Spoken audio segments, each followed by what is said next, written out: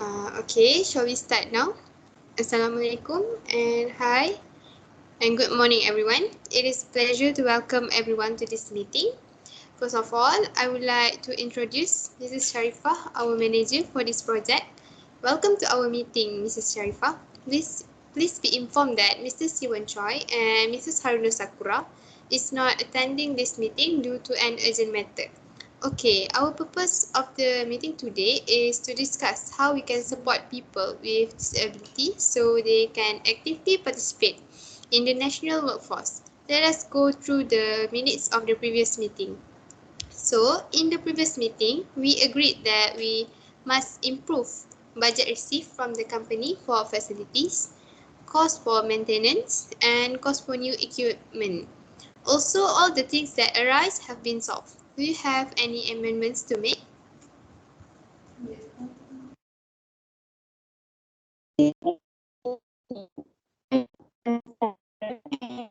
On issue is implemented 3,000 ringgit for this install 10,000 ringgit as stated.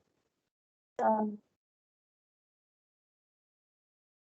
I have an amendment that my name was not included in the participants list for the previous meeting.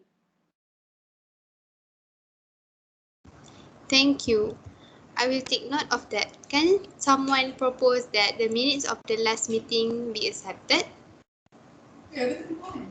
I propose that the minutes of previous meeting be accepted. I as a second motion. Okay, I hereby confirm the minutes of the previous meeting as a true record. Okay, before we start our discussion, do you have any matters arising? There is only one question. In the previous meeting, Mr. Sharifah was assigned to meet the manager of Bio Holdings Sedia Berhad. I just would like to know if Mr. Sharifah has managed to do so. I'm sorry about that, but I did not manage to do so in the previous one because I have emergency leave. That's why I couldn't make it. Sorry. Okay, that is okay. Right, if there is nothing else, let's move on to the next item or the agenda. As you know, we are planning to support people with disabilities so they can actively participate in the national workforce. Do you have any ideas for this project? Yes, I think I have a plan regarding this project. I think we should let employees with disabilities take the lead. What I mean is not make them do all the work, but they lead it. Disabled people know themselves best, their talents, and how best to do their job safely and efficiently. It needs open and continuous dialogue between the workers with disabilities workers to include an open atmosphere and support. This may include empowering current workers with disabilities to contribute to workplace conversations or helping their colleagues with sensitivities, training to counter stereotypes and stigma. All staff should probably consider their role in recognizing disability, the efforts of disability on people and the difficulties, challenges, and opportunities that are present in the workplace, and how we can all be good allies and colleagues. But before that, besides we must learn how to politely ask about how the disability of an employee will affect their working life and skills, what definition are preferred, and how to encourage people with disabilities to speak out about their disability and make others more comfortable about it. Yeah.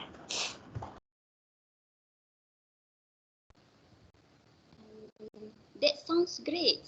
I would like to suggest to provide employees with disability the accommodation at work.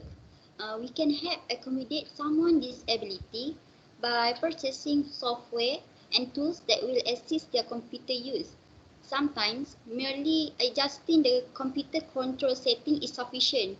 For example, if someone is visually impaired, we can add a screen reader or braille keyboard. For someone who is hearing impaired, we can change our computer control setting to replace the sound with text or visual. We can even make the mouse pointer stand out by increasing its size or changing its colors. This addition, big or small, will help them complete their project effectively and efficiently. Let's say these are not the only way we can make a computer more accessible for an employee with a disability. Even something as simple as modifying our company document formatting practices can be helpful. For instance, we can accommodate employees with dyslexia by choosing a monospose font like Korean New or Lysindia Conscious, or by increasing letter and line spaces. In addition, we can selecting the right furniture for them. Having the ability to change the monitor height, desk position, or office chair style is a good start. But knowing what type of disability our employee has is helpful when preparing a cubicle or office for them. For instance, if the person we hire is in a wheelchair, they might not need an office chair, but will likely need the ability to adjust their computer monitor and desk to an appropriate height. Alternatively, a person with assistive can or visual impairment may need a study chair with no weight, no wheels, to help them sit without having their chair move. Overall, choosing the right furniture is crucial and can help our new employee perform their task to the best of their ability. To ensure meet someone's needs, ask them what they need to make their work more easier. Excuse me, Mrs. Ajira, but I'm sorry, I don't quite follow you. Could you go over that again, please? What I mean is, as an employer, we must accommodate a qualified person with disabilities unless undue hardship occur. This means we must make a reasonable effort to create an place for employees with disabilities unless we can prove that doing so will significantly impact our business. For example, if a small business need to make extensive and expensive renovation to accommodate a person with a disability and can justify why the high expense will drastically affect their business, the company may be able to pass on the candidate. In most instances, however, high expense alone will not eliminate a company duty to accommodate. To prepare for your new employee first day, it is suggested that an employer begins by asking a candidate or employee about the type of assistive tools they require to do their work. Generally, a person with a disability knows what tools or adjustment they need to help them accomplish their daily tasks. Moreover, asking the employee to recommend assistive device may mean that the employee is already comfortable using certain tools and will likely not need to be taught how to operate them. Have I made it clear? Okay, thank you for that. I'm sorry, I have a lost connection, Yeli. We go through the meeting. In addition, in our company has allocated 5% of the company's profits for each month is for the maintenance of the facilities and for the improvement of our company. This will not affect the company's finance, but can add to existing facilities and can also benefit disabled employees. This matter has also received attention from the head of the company's welfare division, and they have agreed to provide 5,000 ringgit for the improvement of facilities for the disabled. We can add a little by little for a common good for us. But Ms. Chairman, how about the budget of our cabin project? it got approval? I have been waiting for the approval from the CEO since last week, but it's okay. I will inform you as soon as possible. Let's get on the track, okay? Okay, I'm sorry.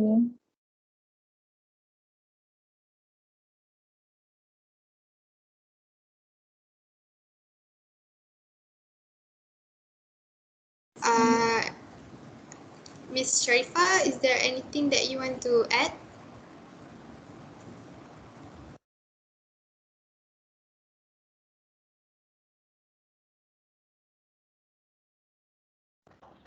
Okay, I want to add something interesting that could make these disabled employees happy, which is why not we conduct one annual activity just for them, such as like special annual dinner, family day, or maybe a short vacation.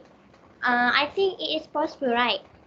It is purposely to appreciate as an employee, even with their condition, they are still willingly to join us and devoted to our company. But we need to pay attention whenever we invite them to participate fully in other social events.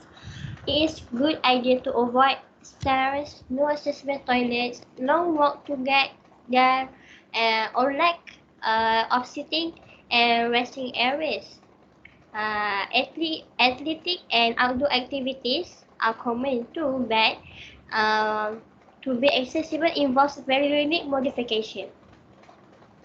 Um, Not allergic to food and staff who might not be able to consume alcohol or any other foods that may give them allergy.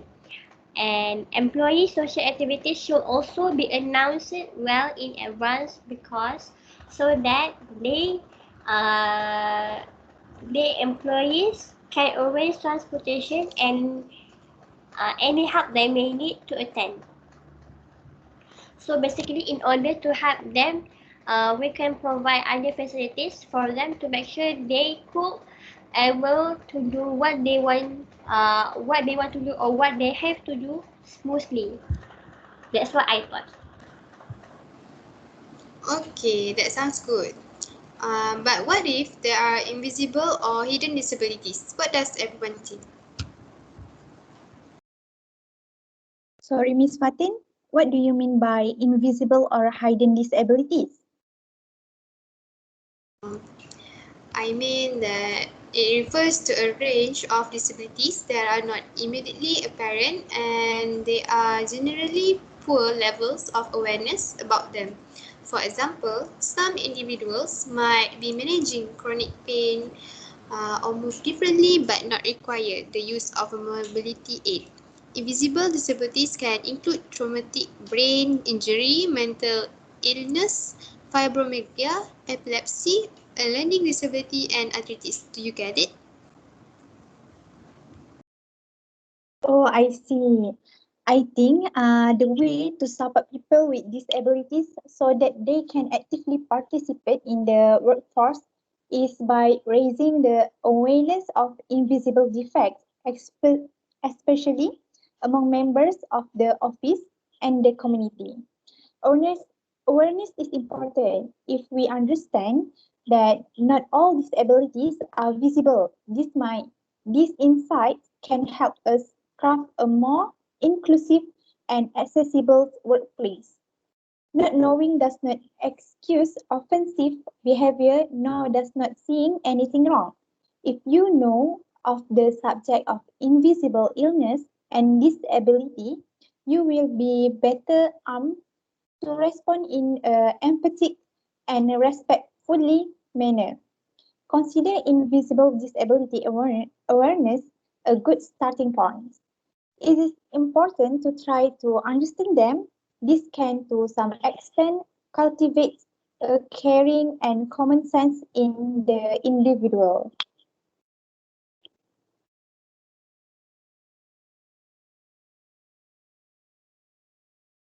Okay. This is a really good things to discuss about. For me, I would like to suggest why not we keep helping them by giving emotional and spiritual support. This is because at work and in the community, the self-esteem, performance, and job satisfaction of employees with disabilities are profoundly impacted by the attitude of coworkers and peers. Negative attitudes in the workplace or in social circles are often the greatest barriers to inclusion and career advancement for people with disabilities, even in an environment with a strong commitment to these policies. Most of these disabilities employees may feel uncomfortable and feeling uneasy when everyone else look and treat them in different ways, right?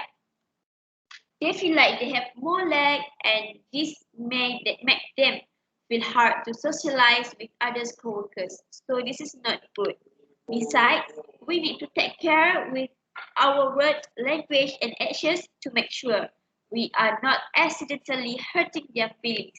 Maybe sometimes we do not realize it, but most of the situation can happen in our environment. Moreover, when we recruit disability workers, we get many advantages.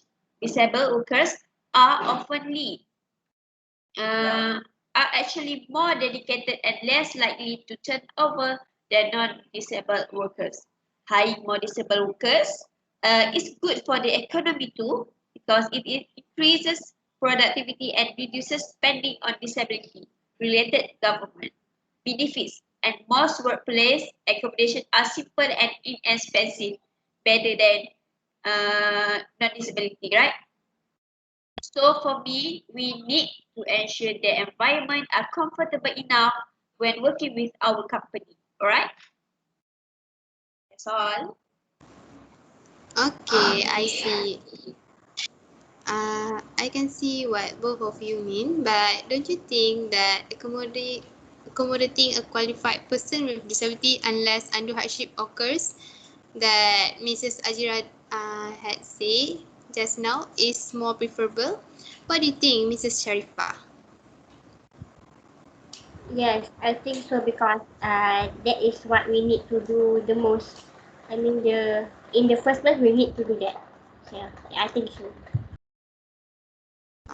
Mrs. Nakibah, what do you think? I really agree with that. I think the point that Miss Ajira said is really good. How about you, Mrs. Ikma? I absolutely agree with that. Okay, since there are no more objections, can we agree that we must accommodate a qualified person with disabilities unless undue hardship occurs? We agree that what Miss Ajira said, we do we do what Miss Ajira said first. Then we will do what you guys already said just now. Before we end, can Mrs. Ajira help me to make the proposal to get the approval of this project budget so then we can proceed with another step? Yes. Okay, since it looks like we have covered all the main items on the agenda, we can bring this meeting to a close for today. Let us meet again on January 30th, 2021. That's all for today. Thank you. Thank you. Thank you, Chairman. Thank you, Janet.